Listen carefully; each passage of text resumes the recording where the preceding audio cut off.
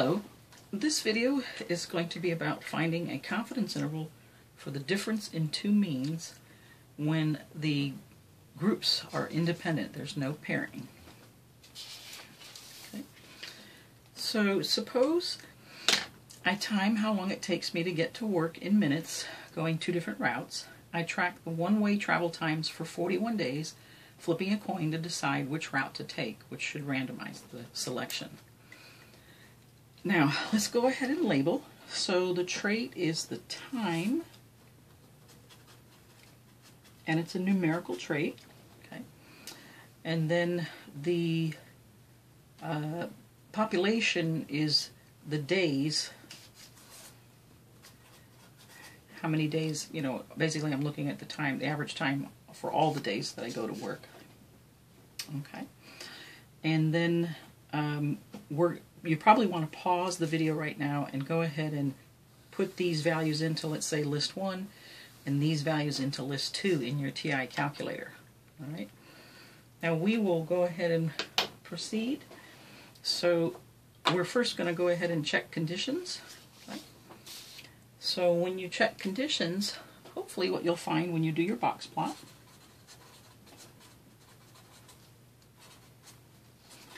we want to check representative sample first because we have fewer than 30 values, and you need 30 values to reach the central limit theorem. The central limit theorem would then guarantee that the distribution of sample means would be normal. But since we have sample sizes smaller than that, we're going to go ahead and use box plots to check this. So when you find your box plots, you would get this for route 1.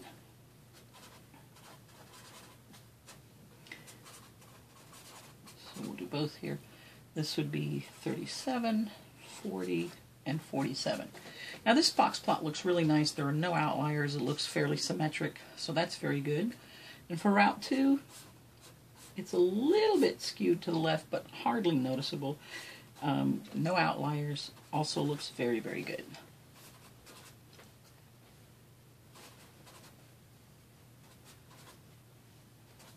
Okay.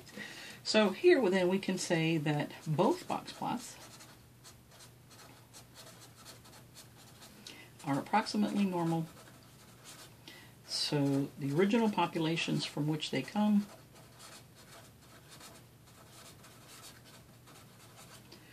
are also approximately normal. And again, what we're trying to ensure here is that if the original populations are normal, then that means if we were to keep sampling from both populations, the sample means, the distribution of sample means would be normal. Okay, so then independent. I'm going to say the first sample size is 18, and the second sample size is 23, which is less than 10% of all driving days.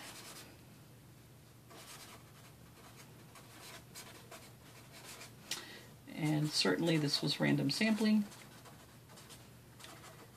We flipped a coin. So we're good there. Now, from here we want to go ahead and set up our info box, which I've already done. And this is what we should get for route 1 and for route 2. Okay? So this gets us set just pretty much to the point where we're set up. Now, if you're using the master overview, the question asked, so we checked conditions here, we did that, we're good there. We want to construct a 98% confidence interval for the average time. It takes, actually for the difference in average time, I should put in here difference in average time it takes me to get to work in minutes using route 1 or 2. Okay? So sorry about that. So if we use the master overview here, I would go ahead and look at these 3 questions. Question 1 is, what's the trait? Is it numerical or is it yes, no? It's numerical, so I'm on this side of the page. And then we're doing a confidence interval, so I'm here. And we're dealing with 2 means, two sample means, so we're going to use this basic formula. So you want to go ahead and say, well, this is the basic structure. We'll say that 98% confidence interval, basic structure is going to be y bar 1 minus y bar 2 plus or minus t times standard error of y bar 1 minus y bar 2. Okay. All right, so from here, probably in my, I know I'm going to have to find, I've already got y bar 1 and y bar 2. These are in my info box. These are these values here. Here, 36.72 and 39.09. We can find t pretty easily. Now, what I need to just remind you is, in my class, what I'm doing is simplifying how we find t. So we have two different sample sizes, 18 and 23. Technically, what we're supposed to use is this formula for degrees of freedom. It is definitely a bad boy. Okay, so technically we should be using this.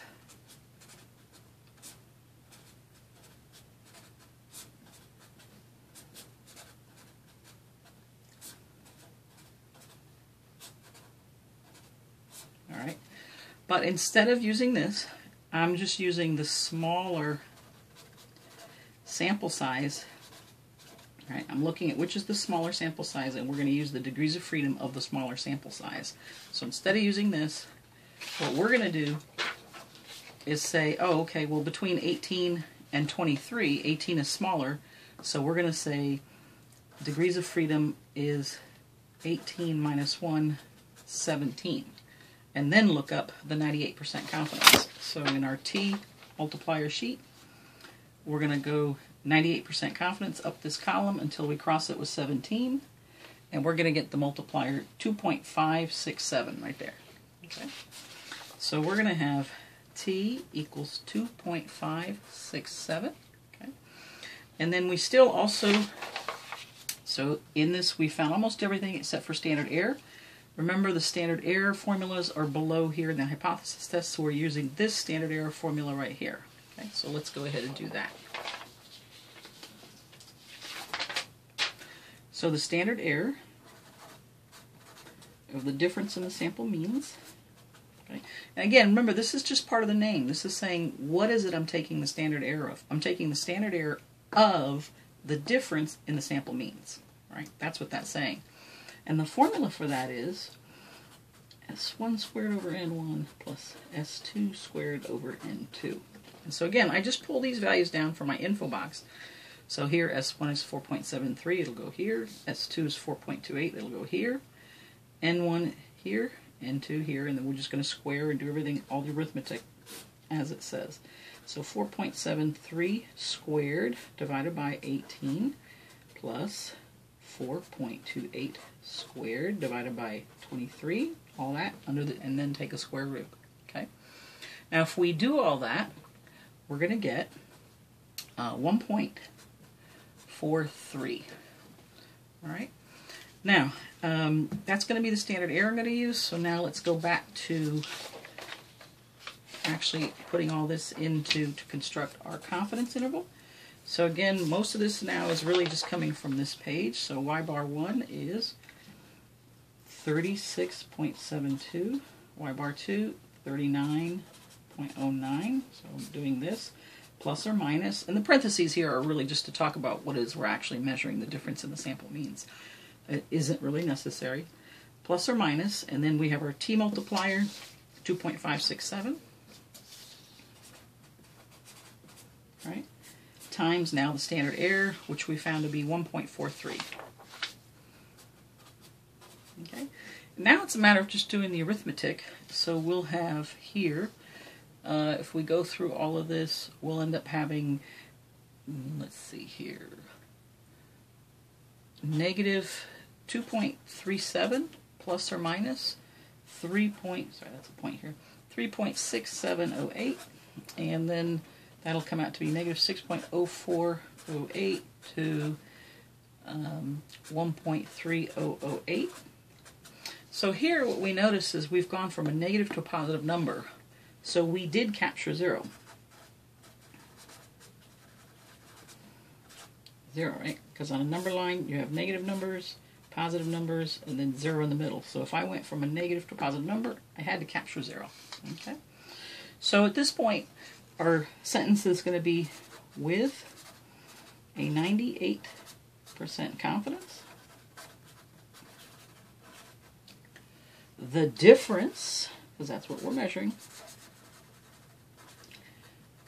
in the average time it takes to get to work